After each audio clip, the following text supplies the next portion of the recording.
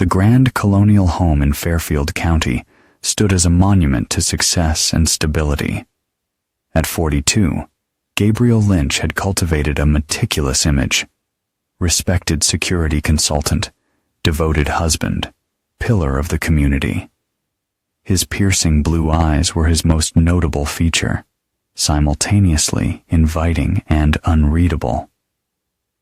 What few people knew beyond the manicured lawns of this Connecticut suburb was that Gabriel wore many faces. His consulting firm served as a perfect cover for his actual work, handler for an elite division of intelligence operatives. For 15 years, he had maintained this double life while building a seemingly perfect marriage with Audrey. "Gabe, can you come help with these groceries?" Audrey called from the kitchen, her voice carrying the slight southern lilt that had first caught his attention at a fundraiser 7 years ago. Gabriel crossed the polished hardwood floors, observing his wife as she unpacked groceries. Audrey Lynch, with her honey-blonde hair and easy smile, had been the perfect partner, sophisticated, intelligent, and able to navigate their social circles with grace. At 38, she maintained the poise that had served her well in her former career as a public relations executive before opening her own boutique firm. "The Wests invited us for dinner Saturday," she said casually. "Timothy just got back from his business trip to Brussels." Gabriel nodded, mentally checking the date against his operational schedule. "Sounds good," he replied, noting how Audrey's eyes didn't quite meet his. It was a subtle tell he'd noticed more frequently over the past 3 months. Later that night, Gabriel's secure phone vibrated. The message from his agency director was terse. "Containment breach Ghost Network Meet 600. He glanced at Audrey, sleeping or pretending to sleep beside him. The Ghost Network was his most sensitive operation, a web of deep cover informants stretching across 3 continents. A breach meant someone had compromised their communication system. As dawn broke, Gabriel drove to an unmarked office building in New Haven. Inside, Brady Wilson, his supervisor, waited with Fiona Keller, the agency's counterintelligence specialist. Her presence confirmed his fears. They suspected an inside leak. 3 agents exposed in the last month, Brady said, sliding photos across the table. Prague, Ankara, and last night, Buenos Aires. Gabriel studied the images of the agents, faces he knew well, people he had personally recruited and trained. "The breach isn't technical," Fiona stated flatly. "Someone with clearance is feeding information directly to a foreign handler. We've narrowed it down to 5 possibilities." Gabriel's blood ran cold when Audrey's file appeared on the screen. "Your wife's firm took on a new client 3 months ago," Fiona explained. "Swiss holding company. Very private. They've been channeling unusual payments through her business. For anyone else, the revelation would have been devastating. For Gabriel, it merely confirmed suspicions that had been forming in the recesses of his mind. His marriage, like many of his relationships, had been constructed with precision. Audrey had been vetted, her background scrutinized before he ever asked her to dinner. Yet somehow, she had managed to deceive him. "We need you to proceed normally," Brady instructed. "Monitor, but don't confront. We're tracking her connections." Gabriel nodded, his face betraying nothing of the cold calculation already forming in his mind. In his world, betrayal wasn't met with divorce papers. It was answered with something far more permanent. That evening, Gabriel kissed Audrey on the cheek as she prepared for a client dinner. He watched her check her appearance one final time, applying her signature perfume, the same scent that had lingered in his car after someone had accessed his locked briefcase last month. "Don't wait up," she said with a smile that no longer reached her eyes. "I won't," Gabriel replied. already planning how he would dismantle her world, piece by careful piece. The stale air of the surveillance van clung to Gabriel's shirt as he watched the feed from the camera outside Mayfield's, an upscale restaurant in downtown Hartford. Audrey arrived at 7:30 p.m., elegant in a black dress he'd given her for her last birthday. She was greeted not by clients, but by Roman Caldwell, a British pharmaceutical executive who had appeared in the periphery of their lives 3 months ago. "Well, that's interesting," murmured Fiona, seated beside him. "Roman Caldwell has diplomacy credentials, but no actual diplomatic functions." Gabriel's jaw tightened imperceptibly. "He's intelligence." "My-6." "No," Fiona replied, tapping her tablet. "We believe he's operating under non-official cover for a private intelligence firm with ties to several foreign governments. Very mercenary." Through directional microphones, they captured fragments of conversation between Audrey and Roman. Technical terms, dead drops, and security protocols. Audrey was clearly no amateur. The realization settled like ice in Gabriel's veins. Either she had been planted in his life years ago, or she had been turned. While Fiona focused on the technical aspects of the surveillance, Gabriel's mind worked on a different level. The betrayal was professional, but it had become personal the moment Audrey used their marriage as cover. 3 operatives were dead. His operatives, people who had trusted him to keep them safe. The next morning, Gabriel maintained his routine, kissing Audrey goodbye as she left for her office. Once alone, he activated a series of protocols known only to him. Contingencies he had established years ago for a situation he hoped would never materialize. In a secured storage facility registered under an alias, Gabriel accessed a hidden compartment containing documents, cash, weapons, and technology not available to the general public. He'd spent years developing autonomous surveillance systems untraceable to any agency. By evening, he had deployed micro cameras and audio devices throughout their home and Audrey's office. He installed specialized spyware on devices she didn't know he knew about. A second phone kept in her office safe, a laptop hidden beneath the false bottom of her filing cabinet. Gabriel's surveillance revealed the extent of Audrey's operation. She wasn't just passing information about his activities. She had accessed classified files on the Ghost Network. Her PR firm served as a communications hub for Roman's network. Most disturbing was the discovery that Roman wasn't working alone.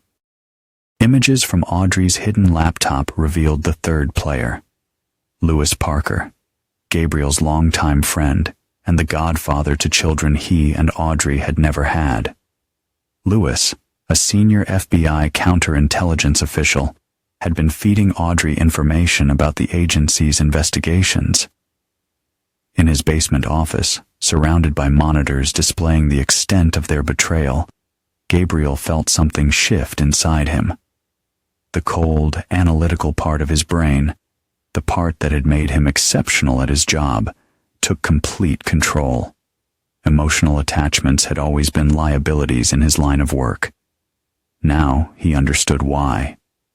Gabriel began constructing profiles on everyone in Audrey's operation. Habits, weaknesses, pressure points.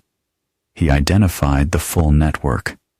Roman, Lewis, Audrey, and 4 others, including Veronica Dale, Gabriel's administrative assistant, who had access to his scheduling.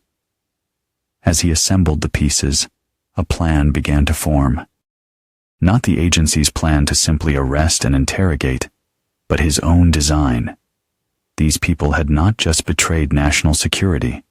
They had invaded his life, used his trust, and killed his people. Standard procedures wouldn't satisfy what Gabriel now recognized as a primal need for vengeance. He whispered to the empty room. "They think they're hunting me. They don't realize they've awakened something much worse." Gabriel understood patience. He had once spent 3 years cultivating an asset in Beijing.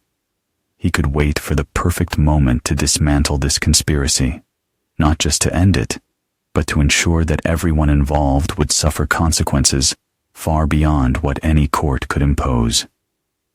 For 6 weeks, Gabriel lived a carefully choreographed performance.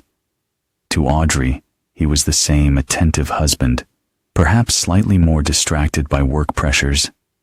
To his agency, he was the diligent officer helping to build a case against his wife and her collaborators.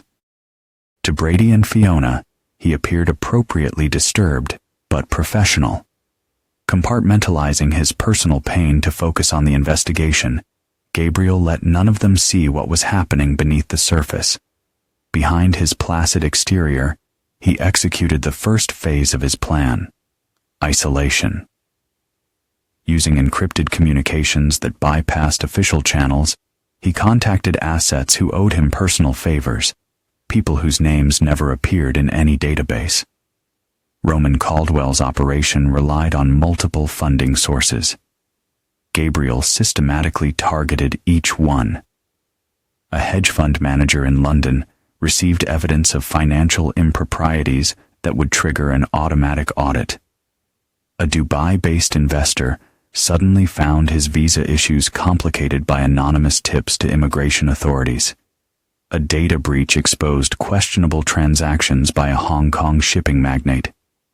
Within 3 weeks, Roman's operational budget had contracted by 60%. The pressure forced him to accelerate his timeline. Meanwhile, Gabriel introduced subtle inconsistencies into the information Audrey could access. Nothing obvious, just enough to create confusion. When Lewis Parker attempted to verify details through FBI channels, the discrepancies raised internal flags. "Someone's asking questions about our Munich operation," Audrey informed Roman during a meeting Gabriel monitored remotely. "Lewis thinks we might have a problem." Roman dismissed her concerns. "We're too close to finishing this. Lynch suspects nothing, and in 2 weeks, the Ghost Network will be completely compromised." Their target, Gabriel realized, wasn't just the information he protected. They wanted the encryption algorithms that secured the network, technology that could be worth billions on the black market while endangering dozens of deep-cover operatives worldwide. Gabriel knew he needed to force their hand. During dinner with Audrey, he casually mentioned an upcoming security conference in Boston where he would be presenting new communications protocols. "I'll be unveiling some sensitive upgrades," he told her, watching as interest flickered behind her eyes. "The director wants everything locked down tight." Later that night, he monitored as Audrey made a call from her secret phone. "He's moving the timeline up," she told Roman. "We need to accelerate." The following day, Lewis invited Gabriel for drinks, something he'd done hundreds of times in their decade-long friendship.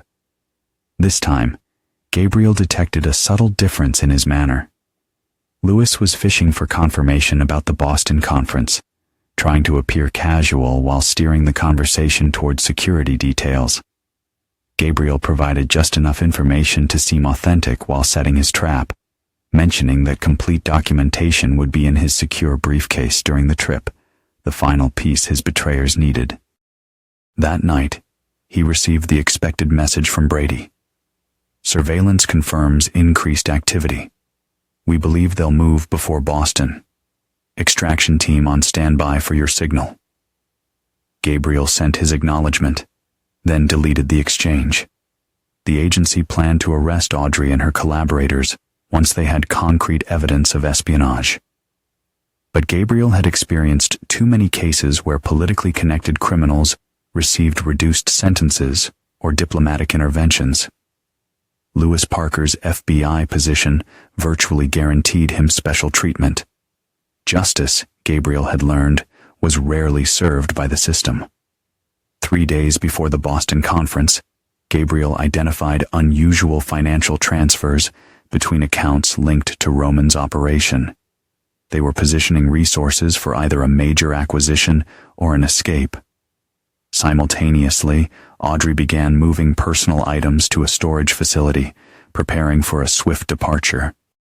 In their bedroom, Audrey was meticulous about maintaining appearances, still hanging her clothes precisely, still placing her jewelry in the same organized pattern. But Gabriel noticed she had removed several sentimental pieces from her collection, items she would take if she never planned to return. On Wednesday night, Audrey prepared his favorite meal and opened an expensive bottle of wine. Her smile seemed almost genuine as she raised her glass. "To your success in Boston," she toasted. Gabriel clinked his glass against hers. "To getting what we deserve," he replied, watching her closely over the rim of his glass. Later, as they prepared for bed, Gabriel complained of a headache, just as he was supposed to feel from the sedative Audrey had slipped into his wine.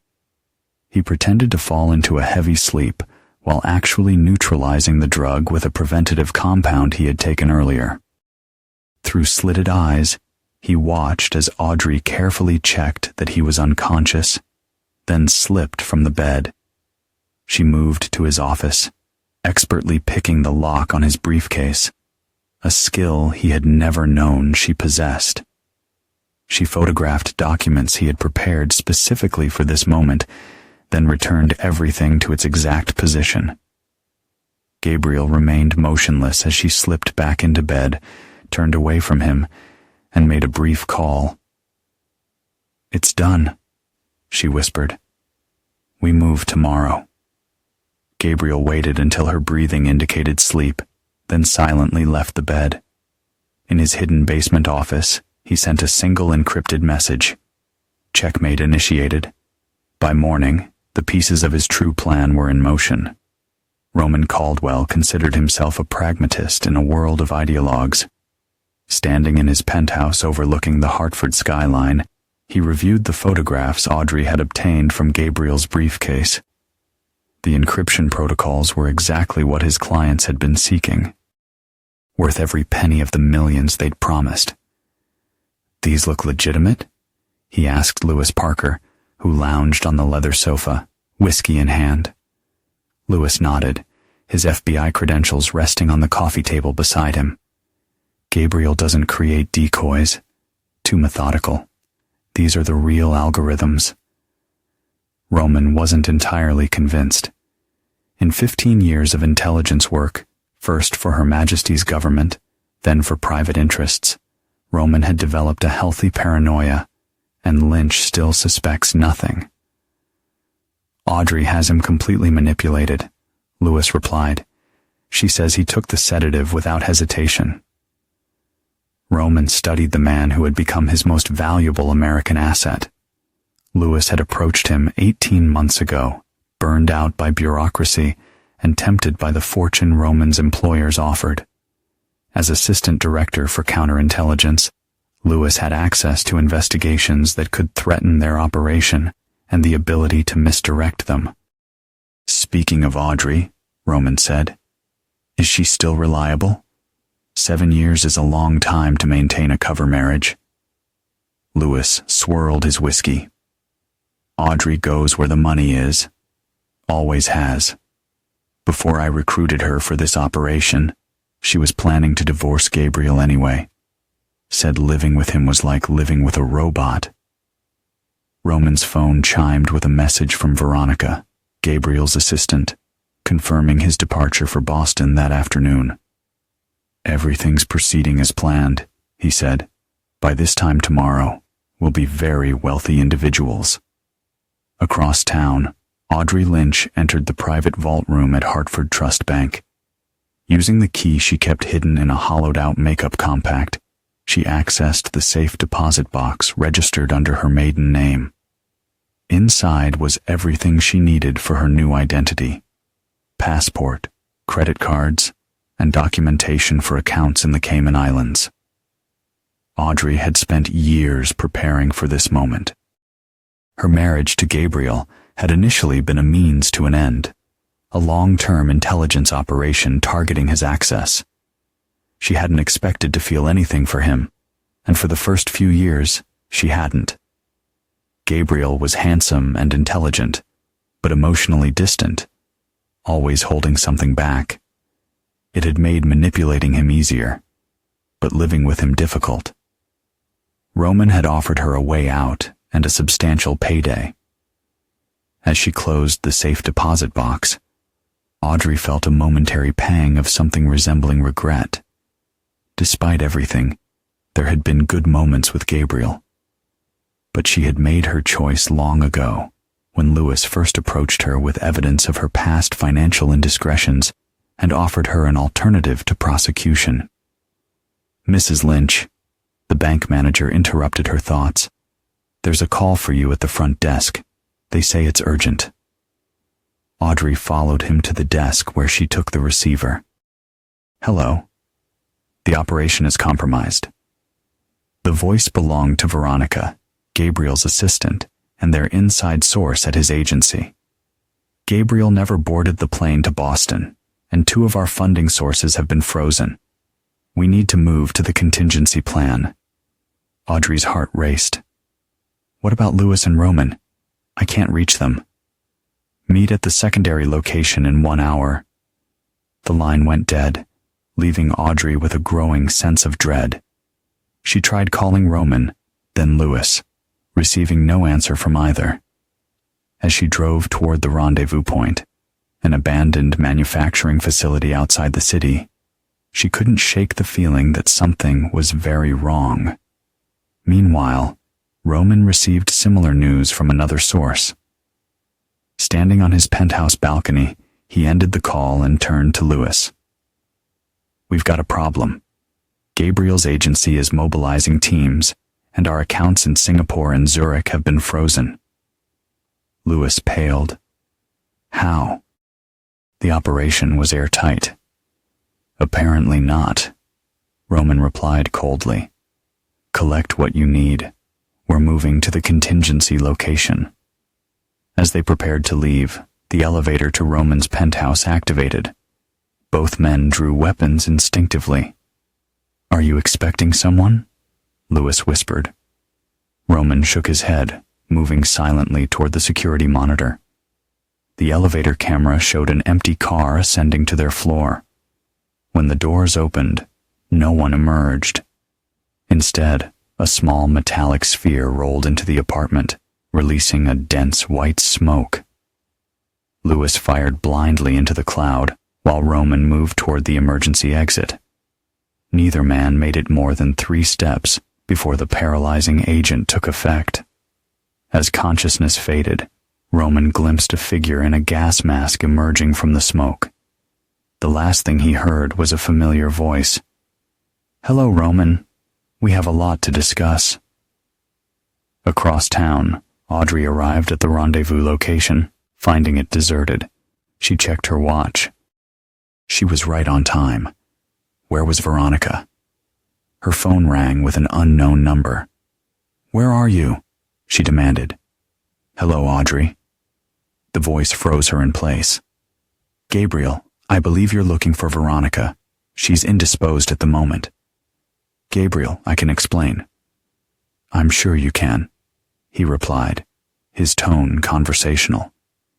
"You've always been excellent at explaining things, like why you needed access to my briefcase, or why you've been meeting with Roman Caldwell for the past 3 months. Audrey's training kicked in. Whatever you think is happening, you're wrong. I've been working an angle for the agency, undercover. Ask Brady." "Brady doesn't know," Gabriel interrupted. "Few people do. That's the point of a ghost operation, isn't it? Complete deniability." A chill ran through Audrey as the implications settled in. "How long have you known?" "Long enough. The question now isn't what I know, but what happens next." Audrey reached for the gun in her purse. "I want to meet. Just us." "I thought you might," Gabriel replied. "There's a package in the trunk of your car with instructions. Follow them precisely if you want to see Roman and Lewis alive again." The line went dead. Audrey rushed to her car, finding a sealed envelope containing a burner phone, a Bluetooth earpiece, and a typed note. Drive north on Route 91. Put in the earpiece. Answer when I call. Come alone, or they die first. Audrey's hand trembled as she started the car. In 7 years, she had never seen this side of Gabriel. She had always assumed his compartmentalized emotional state made him vulnerable. Now she realized it made him dangerous. As she merged onto the highway, the phone rang. "I'm driving north as instructed," she said, trying to keep her voice steady. "Good," Gabriel replied. "Let's talk about what you really want, Audrey. It's not just the encryption algorithms, is it?" Audrey weighed her options. Denial seemed pointless now. The algorithms are just the beginning. What we're really after is access to the entire Ghost network, all your deep cover operatives worldwide. And why would Roman's employers want that? Because your ghosts have been interfering with their business for years. Arms shipments intercepted, terrorist financing disrupted. They're tired of it. Gabriel was silent for a moment. Take the next exit and follow the GPS coordinates being sent to the phone. 30 minutes later, Audrey arrived at an isolated cabin surrounded by dense forest. With the gun concealed in her jacket, she approached cautiously, finding the door unlocked. Inside, she discovered Roman and Louis bound to chairs, conscious but disoriented.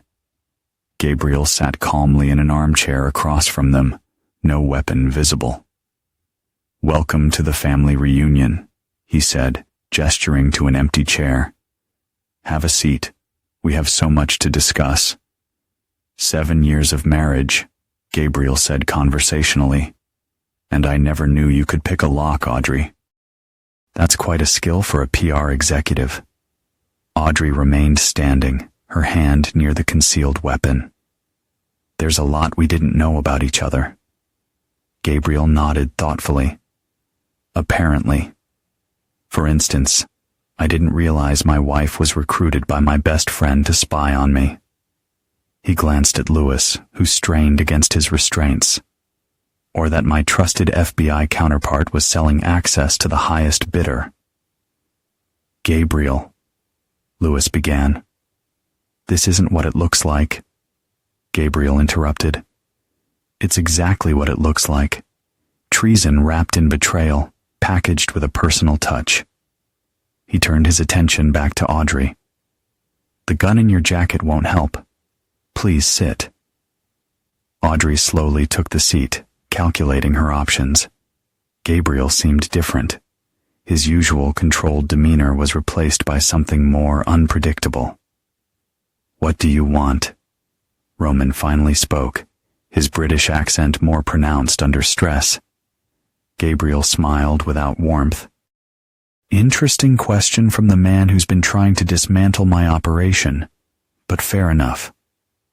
He stood and walked to a laptop on a nearby table.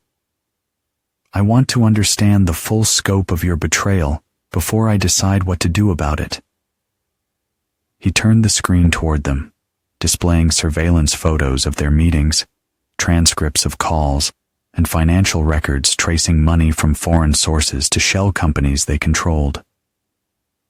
"Quite thorough," Roman admitted, professional admiration briefly overriding his predicament. "But if you already know everything, why this theatrical gathering?" "Because information is only part of the equation," Gabriel replied. "I want to hear you say it. I want to know why." Louis scoffed. "Why does anyone do anything? Money? Power? The agency buries people like us in bureaucracy while the world burns. Roman's employers understand value." Gabriel studied his former friend, then the operatives who had died because of Louis's leaks. Were they acceptable collateral damage? For the first time, Audrey looked confused. "What operatives?" "3 agents from my network were captured and executed in the past month," Gabriel said quietly. "Prague, Ankara, Buenos Aires.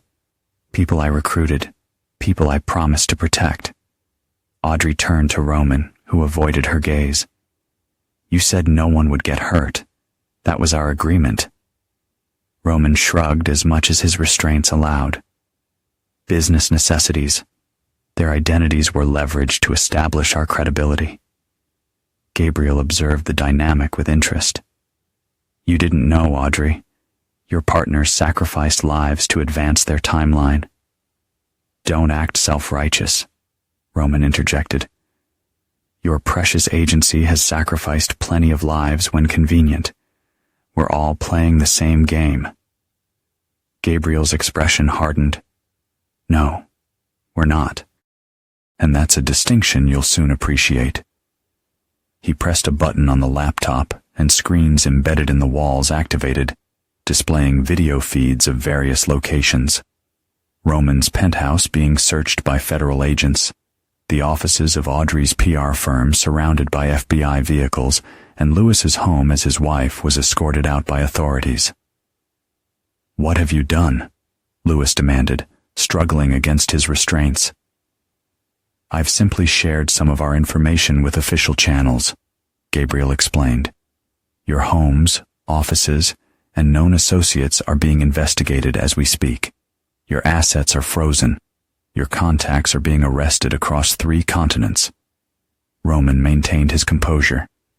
Impressive theater, but we all know how this ends. I have diplomatic protection. Lewis has FBI connections who will intervene. Even your wife will likely cut a deal. We'll face some inconvenience, perhaps a few years of minimum security confinement, then quietly resume our lives. Gabriel leaned forward. That's where you're wrong. You see, the evidence being collected isn't going to law enforcement. It's going to people with more direct methods of handling betrayal. He pulled out a phone and played a recording of Roman discussing the deaths of the 3 operatives, followed by details of weapons shipments his employers had facilitated to groups in Africa and Southeast Asia. Copies of this are being delivered to every intelligence agency and organization your operation has crossed, Gabriel explained. People who don't care about diplomatic immunity or FBI connections. People who solve problems permanently. For the first time, fear flashed across Roman's face. You're bluffing. Even you wouldn't unleash that kind of chaos. 3 weeks ago, I might have agreed with you, Gabriel replied. But that was before I found 3 of my agents dead because of your greed. The cabin fell silent as the implications settled over them. Audrey was the first to speak. What about me? She asked quietly. Am I included in this distribution list of yours? Gabriel studied his wife, the woman who had shared his bed while plotting his professional destruction. That depends on what happens next. He stood and moved to a cabinet, retrieving 3 folders, which he placed on the table. Inside each folder is a complete confession detailing your involvement in this conspiracy, your knowledge of the operatives' deaths, and your connections to various terrorist financiers. Sign them, and I ensure they go to American authorities only. Refuse, and your files join Roman's international distribution. Lewis stared at the folders. You expect us to confess to crimes we haven't even been charged with? No lawyer would advise that. I'm not offering legal advice, Gabriel replied. I'm offering a choice between American federal prison and something far worse. Roman's employers don't tolerate loose ends, especially ones that can testify against them. Roman's composure finally cracked. You sanctimonious bastard. You think this protects you? There are others who will finish what we started. Gabriel nodded thoughtfully. Perhaps, but they'll have to do it without you. He checked his watch. You have 5 minutes to decide. After that, I make the call, and certain interested parties in Moscow, Beijing, and Riyadh learn exactly how you've been manipulating their operations. The room fell silent, save for the ticking of an old clock on the mantelpiece. Audrey stared at the folder in front of her, then at Gabriel. Was any of it real? She asked quietly. Us. Something flickered in Gabriel's eyes, a brief glimpse of the man she had married. Then it vanished, replaced by cold determination. You tell me, he replied. Was any of it real for you? Audrey held his gaze for a long moment before looking away. Without another word, she opened her folder and signed a confession. Lewis followed reluctantly, muttering about coercion and legal challenges. Roman held out the longest, his calculating mind clearly searching for alternatives before finally acknowledging defeat. As Gabriel collected the signed documents, the cabin's door opened. Fiona Keller entered with 2 federal agents, their expressions grim. Right on time, Gabriel said, handing her the confessions. They've admitted to everything. Fiona nodded to the agents, who moved to secure the prisoners. The evidence teams have already found corroborating documentation at all 3 residences. She glanced at Lewis with particular disgust. Director Peterson wants to personally oversee his former colleague's processing. As they were led away, Audrey paused beside Gabriel. This isn't over. You know that, right? Gabriel met her gaze steadily. For you, it is. After they departed, Fiona turned to Gabriel.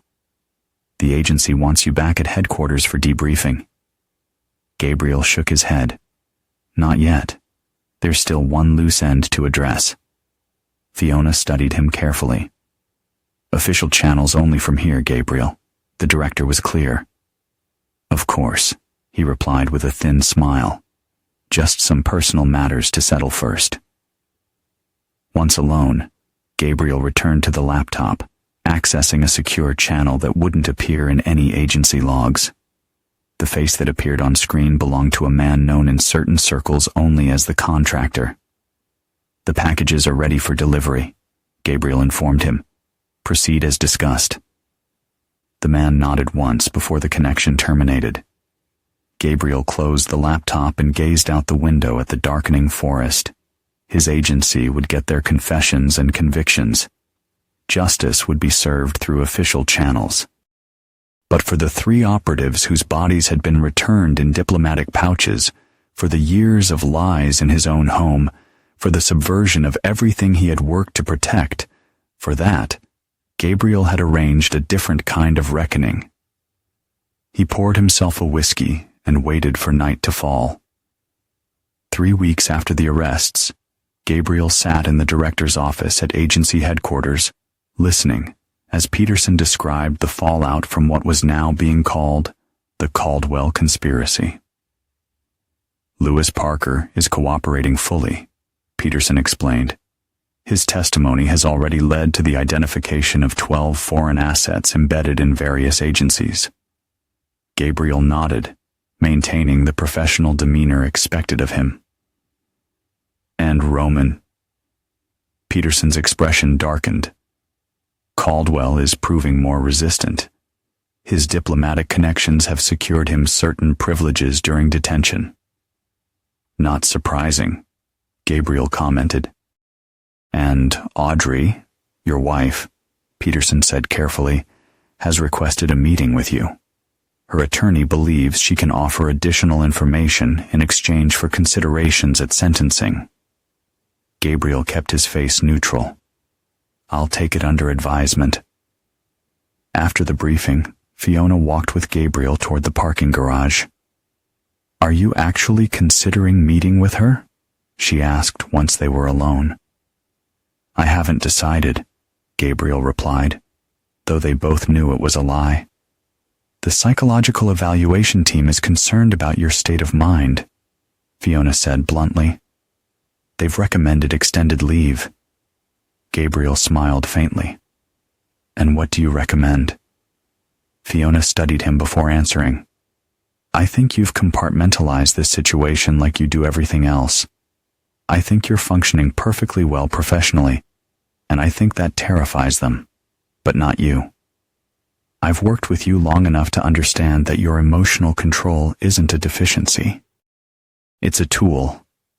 She paused at the garage entrance. Just be careful that tool doesn't become a weapon you can't put down.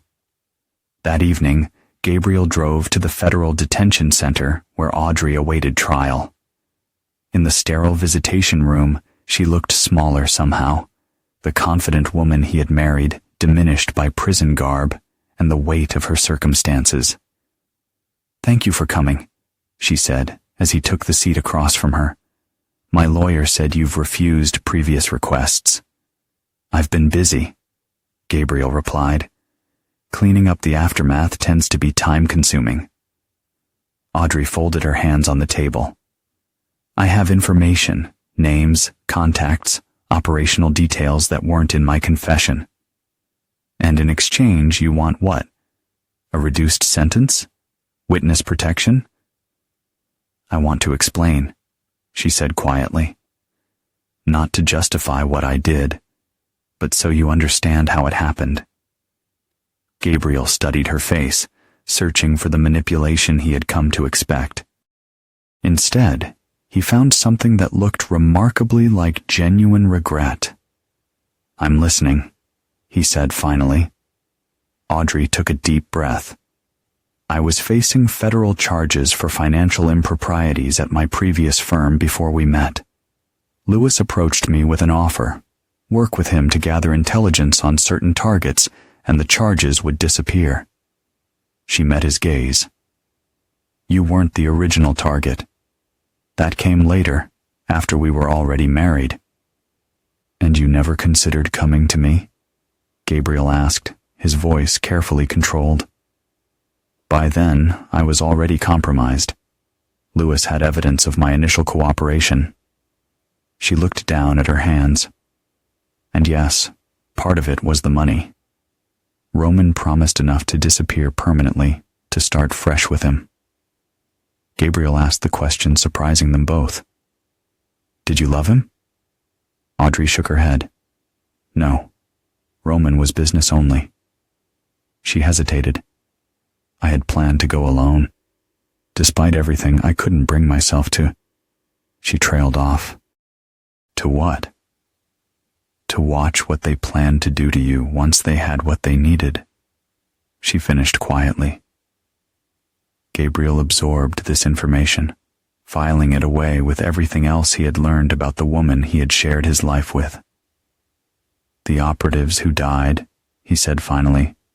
"Did you know about them beforehand?" "No," Audrey answered immediately. "That was Roman's decision. When I found out, I threatened to walk away. He convinced me it was too late, that we were all implicated." Gabriel nodded slightly. It aligned with what he had observed during the confrontation at the cabin. "Your confession mentioned a Swiss account number that wasn't in our records," he said, changing direction. "Why include it?" Audrey met his gaze directly. "Because it contains evidence against people. Even Roman was afraid of information I compiled as insurance. The access codes are in a safety deposit box under my mother's maiden name at First Colonial Bank in Richmond." Gabriel considered her carefully. "Why give this to me now?" "Because 3 people are dead because of an operation I was part of," she replied. "Whatever my reasons, whatever sentence I serve, that doesn't balance the scale." For a moment, Gabriel glimpsed the woman he thought he had married, principled despite her flaws, capable of genuine remorse. It changed nothing about what she had done, but it complicated the narrative he had constructed. "I'll look into it," he said finally, standing to leave. "Gabriel," Audrey called as he reached the door. "There's something else you should know about Roman's employers." Gabriel turned back. "They call themselves the Deadless Group," she continued, "and they've already sent someone to replace Roman, a woman named Eleanor Vance. She arrived in Washington last week." Gabriel's expression revealed nothing, but internally, he filed this information alongside the other pieces of the puzzle he was assembling. "Goodbye, Audrey," he said, knowing it would likely be the last time they spoke. Outside the detention center, Gabriel sat in his car, processing the conversation. The information about the Swiss account and Eleanor Vance could prove valuable, but it wasn't why he had finally agreed to meet with Audrey. He had needed to look into her eyes one last time to be certain of his course. The regret he had seen there was genuine, he believed. But so was the calculation. Even now, she was positioning herself, leveraging what information she had left for whatever advantage it might yield.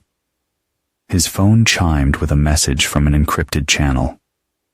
Package delivered in London. Proceeding to Dubai and Hong Kong for instructions.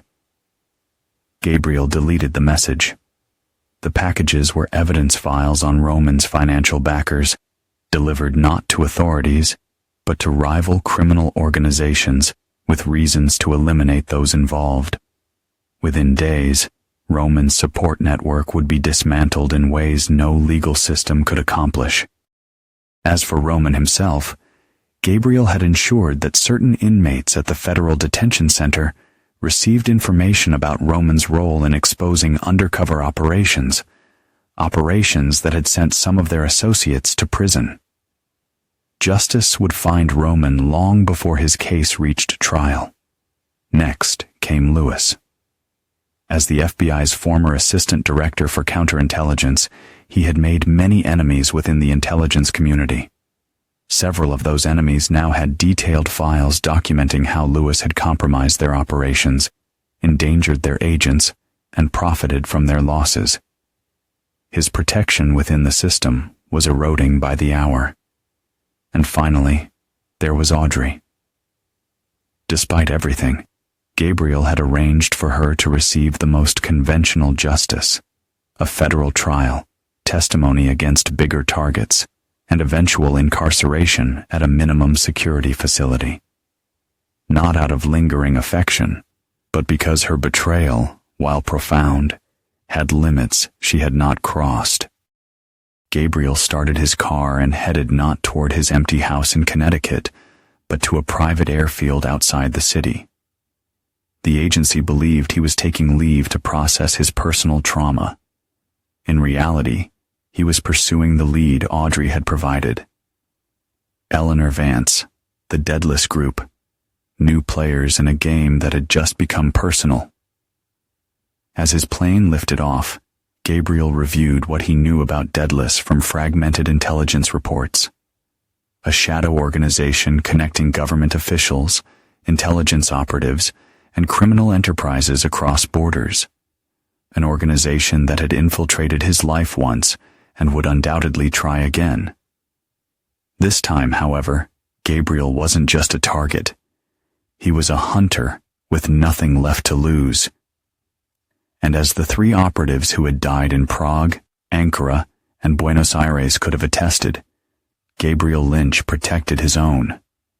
The agency wanted him to heal, to process, to return to normal operations. What they didn't understand was that normal no longer existed for him. In its place was something colder, more focused, and infinitely more dangerous. The game wasn't over. It had merely evolved. "My ex-wife filed a restraining order," Gabriel stated calmly to his attorney as they prepared for the hearing. 6 months had passed since the arrests, months Gabriel had spent systematically dismantling the Deadless Group's operations across 3 continents. Eleanor Vance had proven elusive, but not invisible. Using Audrey's Swiss account information, Gabriel had traced financial connections to diplomatic and intelligence circles in 12 countries. One by one, he had exposed compromised officials, leaked evidence of criminal activities to rival organizations, and created chaos within Deadless's carefully structured network. Now, he was back in Connecticut, responding to Audrey's latest maneuver, a restraining order filed from federal prison, claiming she feared for her life upon eventual release. "This is a tactical move," explained Marjorie Walsh, Gabriel's attorney. She's positioning for her sentencing hearing next month. A restraining order supports her claim that she acted under duress from you throughout the conspiracy. Gabriel nodded. She always was good at creating narratives.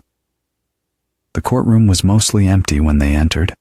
A minor hearing in what the public believed was simply a divorce proceeding between a security consultant and his unfaithful wife. Only a handful of people knew the classified details of the Caldwell conspiracy.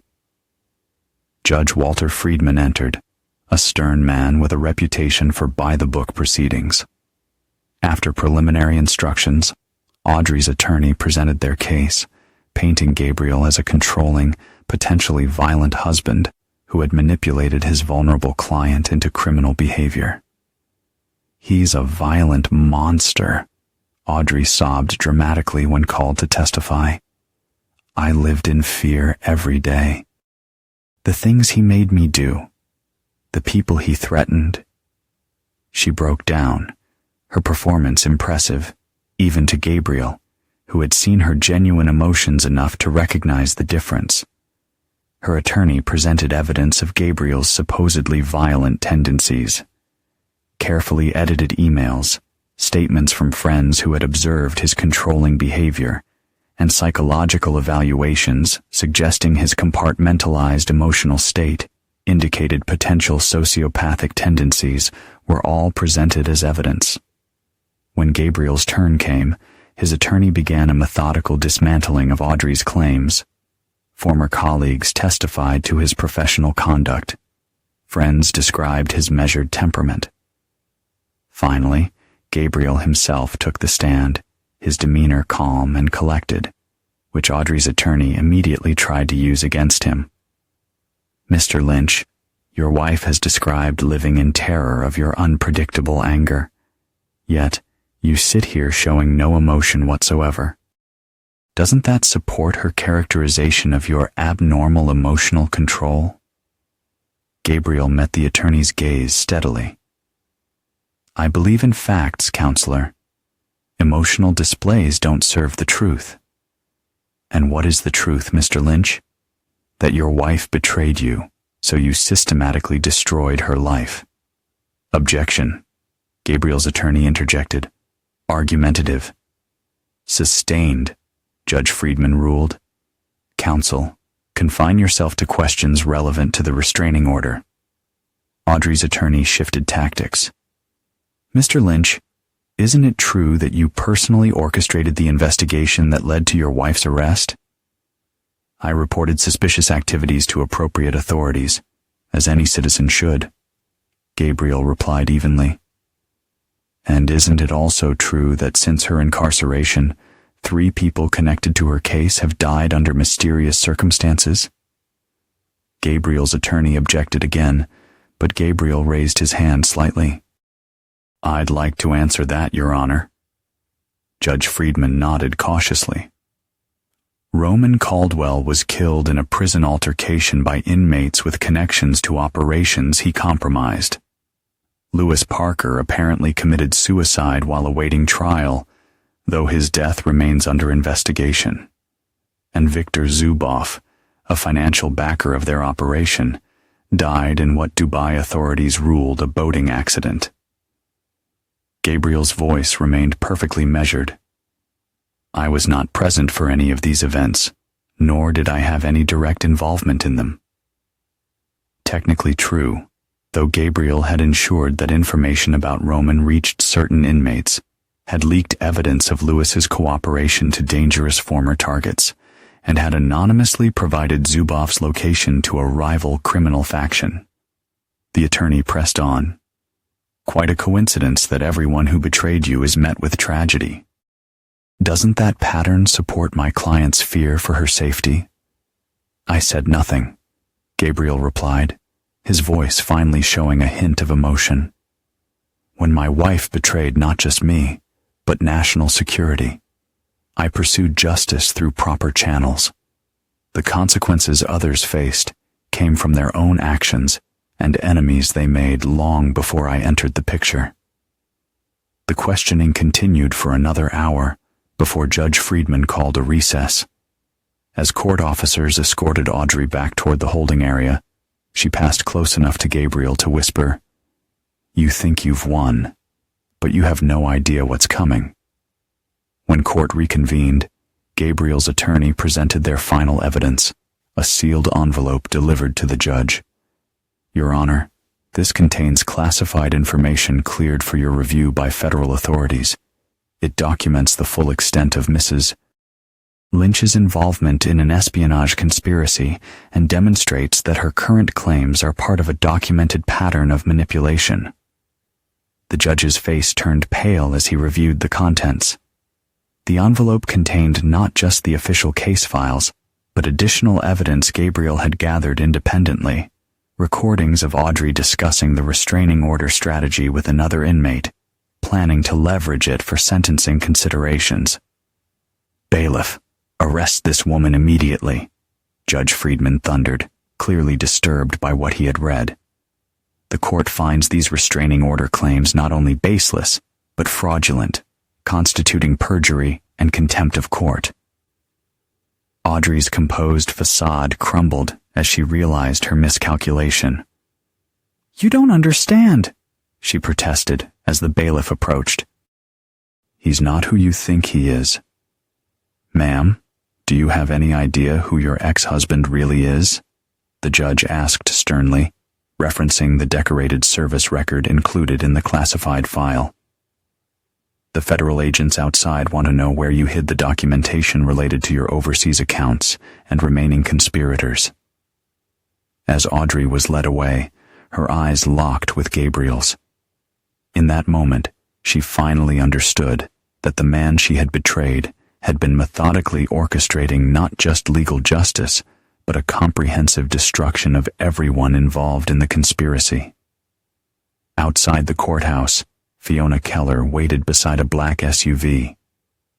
"That's the last loose end from the original case," she said as Gabriel approached. "The director will be relieved." Gabriel nodded, scanning the perimeter out of habit. "And Eleanor Vance?" "Still in the wind," Fiona replied, "but her operation is crippled. The intelligence you've provided has led to arrests in 6 countries." What neither of them said aloud was that much of that intelligence had been obtained through methods the agency would never officially sanction, methods that left no evidence connecting Gabriel to them. "The director has authorized your return to active status," Fiona continued. "There's a situation developing in Malaysia that requires your expertise." Gabriel considered the offer. His personal vendetta had consumed him for months. But with Audrey's final ploy neutralized, perhaps it was time to return to the work that had defined his life before the betrayal. "I'll need a few days to settle some personal matters," he replied. Fiona nodded, understanding the subtext. "Of course, just be sure those matters don't appear in any official reports." As the SUV pulled away, Gabriel's secure phone vibrated with an encrypted message. "Target located Zurich awaiting instructions." Eleanor Vance had finally surfaced. The last architect of the conspiracy that had killed his operatives and invaded his life was within reach. Gabriel made his decision. The agency could wait. First, he would complete what he had started, not for country or cause, but for the 3 agents who had died trusting in his protection. For them, he would ensure that the deadless group understood a fundamental truth. Gabriel Lynch did not forgive, and he never, ever forgot. The Bauer Olak Hotel in Zurich catered to the world's elite, promising both luxury and discretion. In the presidential suite, Eleanor Vance reviewed the latest intelligence on what remained of the deadless group's operation. At 45, she had navigated the shadows between government intelligence and private enterprise for over 2 decades, accumulating power, wealth, and dangerous secrets. What she hadn't anticipated was Gabriel Lynch. "Our asset in Washington confirms Lynch has gone off-grid," reported Carl Weber, her head of security. Agency records show him on approved leave, but no electronic trace of his movements in the past 72 hours. Eleanor closed the laptop, displaying the decimated remnants of her network. "He's coming for me." It wasn't a question. Since the collapse of Roman's operation, Lynch had systematically targeted every level of Daedalus, from financial backers to field operatives. Not through direct action, he was too skilled for that, but through a devastating campaign of information warfare, turning enemies against each other, exposing vulnerabilities to precisely the wrong people. "We've tripled security and restricted all access to this floor," Carl assured her. "The helicopter remains on standby for immediate evacuation." Eleanor nodded absently, her mind already calculating contingencies. Lynch had proven more dangerous than anyone anticipated. Roman and Lewis had described him as brilliant but predictable, bound by agency protocols and moral constraints. The man who had dismantled her organization over the past 6 months observed no such limitations. "What do we know about his methodology?" she asked. Carl consulted his tablet. "He never confronts targets directly. Instead, he manipulates circumstances to make them vulnerable to existing threats. Roman was killed by inmates with connections to operations he compromised. Lewis Parker apparently committed suicide after evidence of his cooperation was leaked to former targets." "Not suicide," Eleanor corrected. "Lynch made it look that way." "Possibly," Carl acknowledged. "The pattern suggests Lynch identifies his target's greatest vulnerability, then creates conditions for that vulnerability to become fatal." Eleanor considered this assessment. "And what would he consider my greatest vulnerability?" Carl hesitated before answering. "Your former association with German intelligence, specifically Operation Shadowfall." The name sent a chill through Eleanor. Shadowfall had been her first major operation for Daedalus, transitioning assets and information from her government position to private enterprise. It had also involved eliminating 3 fellow agents who threatened to expose her. The deaths had been ruled accidents, but certain people in Berlin still harbored suspicions. "Increase security and prepare the contingency protocols," she instructed. "We moved to the secondary location at dawn." As Carl departed, Eleanor poured herself a drink and moved to the window overlooking Lake Zurich. The nightlights reflected off the water's surface, creating an illusion of serenity that contrasted sharply with her growing unease. Lynch had proven himself not just an adversary, but a force of nature, methodical, patient, and seemingly omniscient. Every defense she had erected, he had circumvented. Every ally she had called upon, he had neutralized. For the first time in decades, Eleanor Vance felt genuine fear. 15 kilometers away, in a modest apartment rented under an alias, Gabriel prepared for the endgame of his personal crusade. The walls displayed photos, documents, and connection maps detailing Eleanor Vance's operation, her security personnel, her movements over the past decade. Most importantly, they documented Operation Shadowfall, the information he had extracted from files in the Swiss account Audrey had revealed, the operation that would prove to be Eleanor's undoing. Gabriel's phone rang with a secured connection. "The Berlin package was delivered," reported the contractor. "Recipients were appropriately disturbed by its contents." "And our mutual friend in Swiss banking?" He confirmed Vance accessed her emergency accounts this morning. She's preparing to move. Gabriel nodded to himself. "Maintain surveillance. Report any departure preparations." After ending the call, Gabriel returned to his preparations. The Berlin package contained evidence of Eleanor's involvement in the deaths of 3 German intelligence agents 15 years earlier.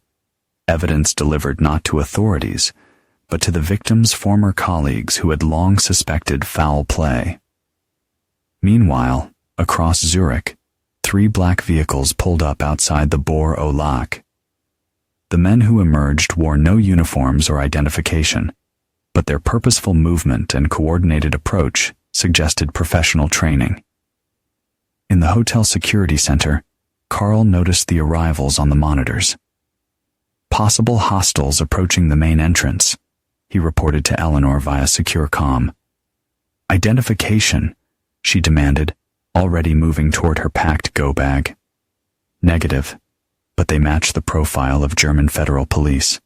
Facial recognition is running. Eleanor felt the trap closing. Activate evacuation protocol. Meet me at the service elevator. As she gathered essential items, her secure phone chimed with an incoming message. The sender was unknown, but the content froze her in place. A single image of her meeting with the 3 German agents before their deaths, followed by text in German. Justice remembers. In that moment, Eleanor understood Lynch hadn't come for her personally. He had simply ensured that her past would. When Carl arrived at her suite, Eleanor was already changing plans. The service exit is compromised. We need an alternative route. The northeast fire escape leads to the parking garage, Carl suggested. We have a vehicle positioned there. They moved swiftly through the hotel's service corridors, Carl taking point while Eleanor followed, her mind racing to identify how Lynch had outmaneuvered her so completely. The answer came as they reached the garage level. Standing beside their escape vehicle was a man Eleanor recognized from intelligence briefings. Not Gabriel Lynch, but Howard Barnes, Lynch's former mentor and current director of special operations. Ms. Vance, Barnes greeted her calmly. I believe we have matters to discuss regarding certain compromised operations. Eleanor assessed the situation instantly. This wasn't Lynch's endgame. It was the beginning of an official operation. The private vendetta had seamlessly transitioned into government action. Director Barnes, she replied, maintaining her composure. I assume you have proper jurisdiction for this conversation. Joint task force with our German colleagues, Barnes explained. They're particularly interested in discussing Operation Shadowfall with you. As if on cue, the elevator behind them opened to reveal the men who had entered the hotel. Indeed, German federal agents now accompanied by Swiss authorities. Carl reached for his weapon, but Eleanor stopped him with a slight gesture. That would only accelerate the inevitable, she said quietly. As the agents approached, Eleanor's phone received one final message. Ghost Network sends regards. Miles away, Gabriel watched the operation unfold through encrypted feeds. Barnes had been skeptical when first approached with the Shadowfall evidence, but the documentation had proven irrefutable. More importantly, it had opened doors to international cooperation in dismantling what remained of Daedalus.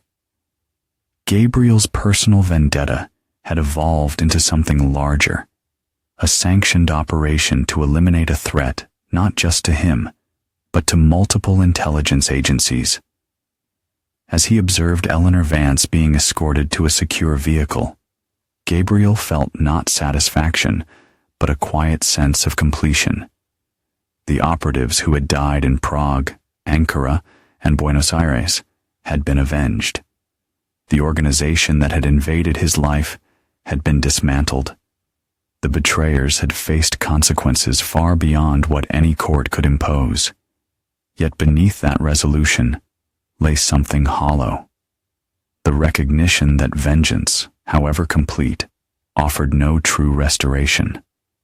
The life he had believed in, the marriage he had invested in, the trust he had extended, none could be recovered.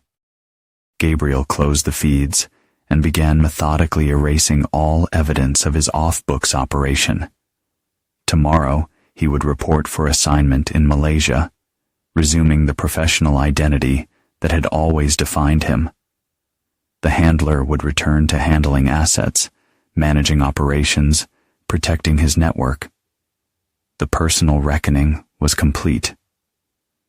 But as Gabriel packed away the last traces of his private crusade, he knew something fundamental had changed. The betrayal had stripped away illusions he had maintained about himself, that his compartmentalized emotional state was a professional tool rather than a defensive mechanism, that his calculated approach to relationships was a choice rather than a necessity. Gabriel Lynch had always been the man who arranged consequences for others while remaining untouched himself.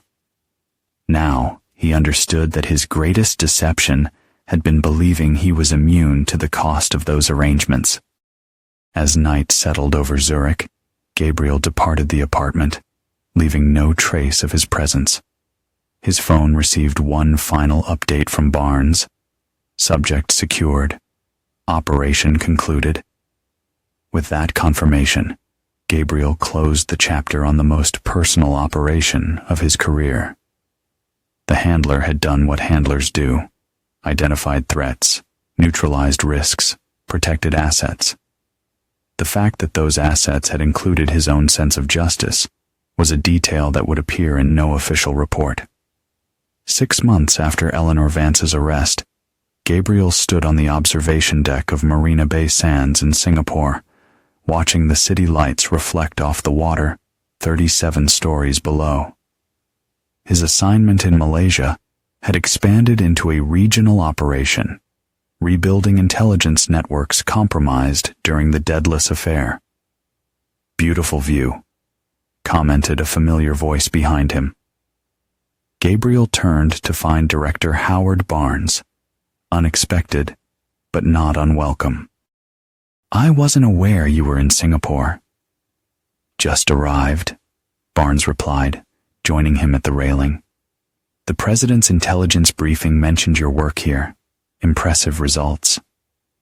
Gabriel nodded slightly, accepting the compliment with characteristic reserve. "The regional networks are stabilizing. Another month should complete the reconstruction." Barnes studied his protégé, noting the subtle changes that even Gabriel's legendary self-control couldn't entirely conceal. New lines around the eyes, a certain watchfulness that hadn't been there before. "The Deadless trials begin next week," Barnes said, changing subjects. "Eleanor Vance has negotiated limited immunity in exchange for information on government penetrations in 3 countries. "Expected," Gabriel replied. "She always positioned herself with leverage. Your ex-wife's sentencing is also scheduled. Minimum security, with potential for early release based on cooperation." Gabriel's expression revealed nothing. "Also expected." Barnes turned to face him directly. "The agency's psych evaluation recommended your return to headquarters. Administrative duties, training new handlers. They believe field operations may be problematic given recent personal traumas." A flash of something, perhaps amusement, perhaps defiance, crossed Gabriel's features. "And what do you believe, Howard?" "I believe you're the most effective operative I've ever worked with," Barnes answered honestly. "I also believe the events of the past year changed you in ways our psych department isn't equipped to evaluate." Gabriel considered this assessment. "And those changes concern you?" "They should concern you," Barnes replied. "The line between justice and vengeance isn't just ethical philosophy, Gabriel. It's the difference between an operative who serves a purpose and one who becomes a liability." The implied question hung between them. Had Gabriel crossed that line during his personal campaign against Deadless? "The operations were sanctioned," Gabriel pointed out. "Results documented, objectives achieved." "The operations, yes," Barnes acknowledged. "But we both know there were parallel efforts. Efforts that yielded convenient circumstances. Roman Caldwell's death in custody, Lewis Parker's apparent suicide, Victor Zubov's boating accident." Gabriel's gaze returned to the Singapore skyline. Coincidences happen in our line of work. Too many coincidences become patterns, Barnes countered. Patterns become evidence. For a moment, neither man spoke. The ambient sounds of the observation deck filled the silence between them. "Why are you really here, Howard?" Gabriel finally asked. Barnes produced a secure tablet, activating it with his thumbprint. Because of this. The screen displayed classified intelligence, a new organization emerging from Daedalus's ashes, led by individuals connected to Eleanor Vance but previously unknown to authorities. Operations in Eastern Europe, Southeast Asia, and the Arabian Peninsula suggested someone was reconstructing the network, possibly with inside help. "They're calling themselves Icarus," Barnes explained, apparently learning nothing from their predecessors' mythology. Gabriel studied the intelligence, his analytical mind immediately identifying patterns, connections, vulnerabilities. "You're offering me this operation." "Not offering," Barnes corrected. "Warning you about it. The agency believes you should be removed from field operations entirely." "But you disagree," Gabriel surmised. "I believe you're uniquely qualified to dismantle Icarus before it becomes a threat. I also believe it could become personal again, given its connection to Daedalus." The implication was clear. Barnes was giving Gabriel a chance to prove he could separate professional duty from personal vendetta. "And if I decline?" Gabriel asked. "Then I'll respect the Psych Department's recommendation. Administrative duties in Washington, training the next generation of handlers." Gabriel considered the choices before him. Return to headquarters for desk duty and training exercises, leaving Icarus for someone else to handle. Or return to the field, confronting the resurrection of an organization that had nearly destroyed his life. "Who's the primary target?" he inquired, decision already forming. Barnes displayed a photograph of a man in his 50s, distinguished looking with silver temples and calculating eyes. "Malcolm Reed, former MI6, discharged under suspicious circumstances, specialized in deep cover operations before transitioning to private intelligence. He was Eleanor Vance's mentor before she joined Daedalus." Gabriel committed the face to memory. Operational parameters, standard intelligence gathering initially, identify network structure, key personnel, vulnerabilities, no direct engagement without authorization. Barnes emphasized the last point deliberately. "Everything by the book, Gabriel. Everything documented." The message was clear. No off-books vendettas this time. "When do I start?" Gabriel asked. "You don't," Barnes replied, surprising him. "Not immediately. First, you take 30 days mandatory leave. Clear your head. Process what happened with Audrey, with the agency, with yourself. Then, if our psychological evaluation clears you, operational planning begins." Gabriel wanted to object, but recognized the evaluation for what it was, not just a professional requirement, but a personal necessity. The past year had taken him places he had never intended to go, pushed him past limits he had believed immutable. 30 days, he agreed finally. Barnes nodded, satisfied. "There's a packet in your hotel room with detailed instructions. Location, cover, identity, contact protocols." As Barnes turned to leave, Gabriel asked the question that had been lingering since Daedalus fell. "Did you know about my parallel efforts?" Barnes paused, considering his response carefully. "Let's just say I ensured certain investigations remained focused on their primary objectives." In other words, Barnes had deliberately looked away from evidence of Gabriel's extracurricular activities against Daedalus's leadership. "Why?" Gabriel pressed. Barnes met his gaze directly. Because 15 years ago, I lost 3 operatives to an operation gone wrong. Their handler did everything by the book, followed every protocol, and they died anyway. Because sometimes the book doesn't account for human malice. The revelation landed like a physical weight.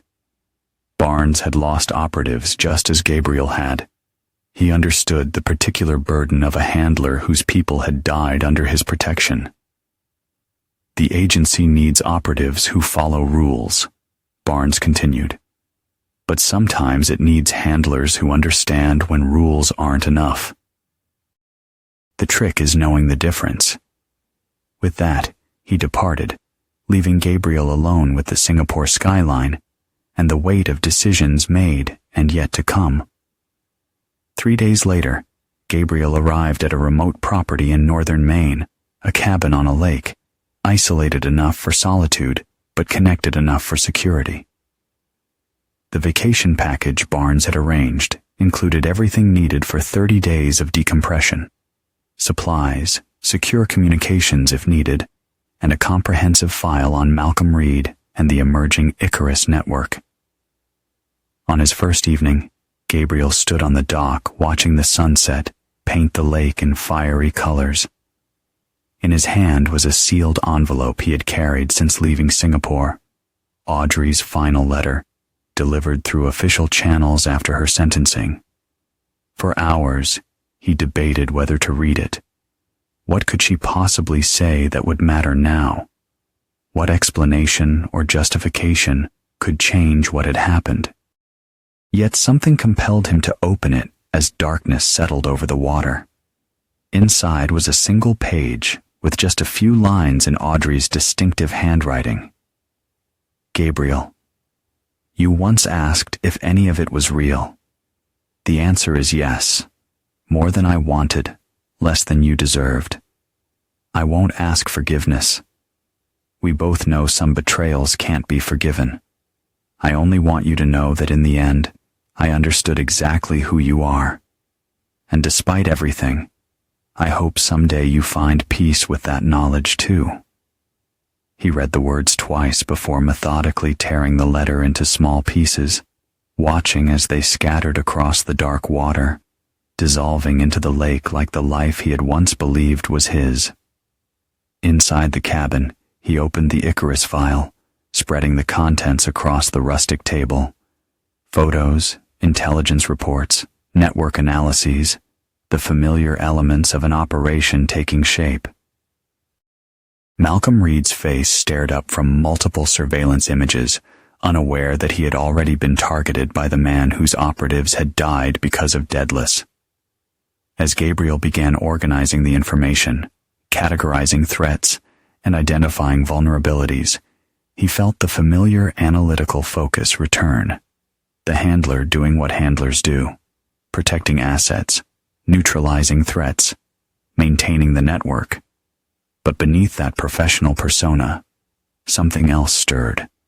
Not the consuming rage that had driven him against Daedalus, but a colder, more focused resolve. Malcolm Reed and Icarus had emerged from the organization that had cost him everything. They represented not just a professional target, but a continuation of a personal reckoning. Gabriel would dismantle Icarus as authorized, following protocols, documenting every action. He would prove to Barnes, to the agency, and to himself that he could separate professional duty from personal vendetta. But as he studied Reed's face, Gabriel acknowledged the truth that Audrey had recognized in her final message.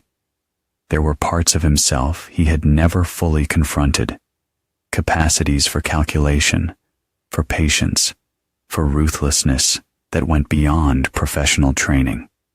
The betrayal had not created these qualities. It had merely revealed them, stripping away the illusion that his compartmentalized emotional state was a professional tool rather than his fundamental nature. Gabriel Lynch would never forgive those who betrayed him. He would never forget those who harmed people under his protection. And he would never again pretend to be anything other than exactly what he was, a man whose measured exterior concealed depths that even he had never fully plumbed. As night settled over the Maine wilderness, Gabriel continued his methodical analysis of the Icarus network, already identifying pressure points, vulnerabilities, and contingencies. When the 30 days ended, he would return to the field with a clear operational plan, all protocols observed, all procedures followed. What wouldn't appear in any official documentation was the private promise he made as he studied Malcolm Reed's face. That Icarus, like its mythological namesake, was already destined to fall, not because of agency directives or international law, but because Gabriel Lynch had marked it for destruction. Some handlers protected networks. Some handlers eliminated threats. Gabriel Lynch did both, with a precision and determination that his enemies consistently underestimated until it was far too late. The handler's reckoning wasn't over. It had merely evolved